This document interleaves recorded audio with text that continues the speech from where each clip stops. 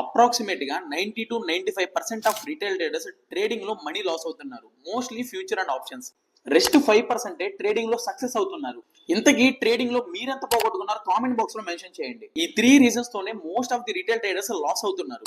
First reason lack of knowledge.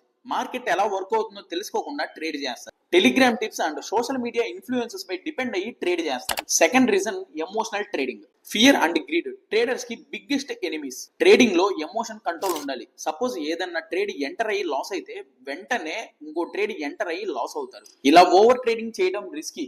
Emotional control లేకపోతే trading capital మొత్తం loss అవుతారు. Third one most important risk management. Most of the traders stop లాస్లు పెట్టరు and proper position sizing ఉండదు. అంటే ఒక trade లో ఒక లాట్ ఎంటర్ అయ్యి విన్ అయితే నెక్స్ట్ ట్రేడ్ లో 2 లాట్స్ ఎంటర్ అవుతారు.